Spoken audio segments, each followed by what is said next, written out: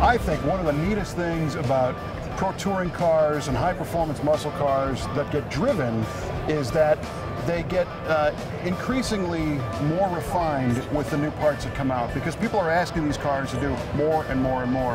And now I'm here with Paul Hammond of C&R Racing, and you guys primarily have a full tilt NASCAR background, am I correct? We do. We manufacture probably about 90% of all the NASCAR teams. And that's, you know, the three tops, but also a lot of the Saturday night guys, we do that as well. So we have a very heavy racing background coming into the aftermarket. And it was racing that got us here. So.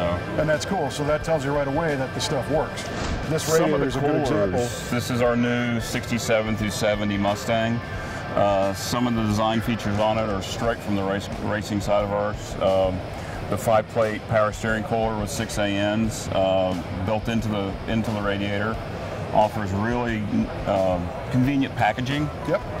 As well as, you know, very performance-driven parts. The 10-plate engine oil cooler, also built in, provides a very aggressive heat rejection for engine oil. So a lot of these engines, especially with forced induction, the engine oil temps go through the roof without it. Mm-hmm. Again, these came right from NASCAR. This particular model, we have replaceable fittings. They thread in. I see that. So this part number is for a Coyote, which is 1.5 inch inlet and outlets. It will come with that. But if the customer want to do AN fittings, we have all the AN sizes that simply just unthread. So you just unscrew them. You can just unscrew them and change out the fittings, and fittings run about $25 each. Well, so what we're looking at here is essentially 3 different coolers in one module. Yes. And let me get your thoughts on that, because I know you go and buy a new car with an automatic transmission, you have a transmission cooler in the radiator, because they use the radiator and the engine coolant to help balance the transmission temperature and vice versa. Right. What's happening when you start having engine oil, steering, and coolant all together? It does the same principles as that. The neat thing about it is for the street or for the pro touring guys, and a lot of the guys that run, you know, tractor vehicles, that really need, and not everybody needs an engine oil cooler, so these are available without them as well. Mm-hmm. But if you're going to track the vehicle, and if it's supercharged particularly, you're going to need it. You're going to push the engine, and that's where the oil heat really comes into play. So there's a lot of benefits to it. Mm-hmm. And like I said, the packaging is really the key. As you know, it can be challenging to run all these coolers and lines and fittings and everything else into it, but this makes it a little easier to do. Well, then you top it off also with a good quality fan. Yes, yeah, we strictly use ball fans. This is their dual 11 fan. It's probably the most common fan we use. These fans are very reliable, and they've been around a long time, so they really help out quite a bit. Well, I'm also seeing an LS9 supercharger hat with some cool stuff inside. That's a big project that we've been working on for quite some time. Customers were coming to us early on. The factory intercoolers were delaminating. They were coming apart under high boost, high horsepower applications. Okay, now tell me what you mean by coming apart. Literally, the fins were coming out and the tubes were splitting. Really? Causing it to totally come apart. And that was an effect of pushing air through this thing? More air through it, yeah. It wasn't a function of the coolant going through it? No. But probably all the above. Right. So we studied it for a while. There's been a couple attempts to do something early on, because they've been out for a number of years now. Mm-hmm. So. But we feel we have a little advantage on that. So we have CNC tanks. I'll flip it over so you can see what we're talking about. So the tanks are CNC, one-piece tanks. They're welded together. The core is actually, it's not bar and plate core, which a lot of companies are using. It's very restrictive. This is not. This is more like a radiator core, but it can handle a lot higher pressures than what average radiator core will handle. And the neat thing is, it fits all the factory parts bolt right in. There's no modifications required at all.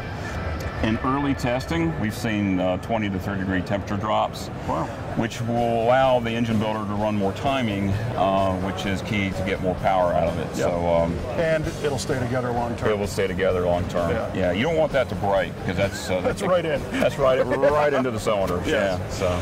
Well, and then on this other row here, we've got the GT500 heat exchanger, which has been a popular item for you guys for a while, I think. It has, yeah. We are actually the supplier for Shelby for that particular part. We actually have two. The one being shown is the standard GT500.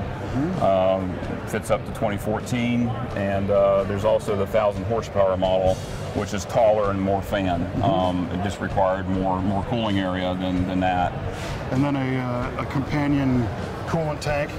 Yes, we have, and what we're working on now is offering a black wrinkle finish on it, as well as just a natural finish.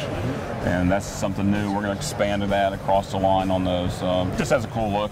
Yeah, and then I see the heat exchanger for the LSA motors, which is kind of an interesting story that we're close to, because we had built the loose change Camaro using a GT500 piece, and now you guys have come up with something that would have fit a little better. Kevin, you were the first LSA customer that C&R had.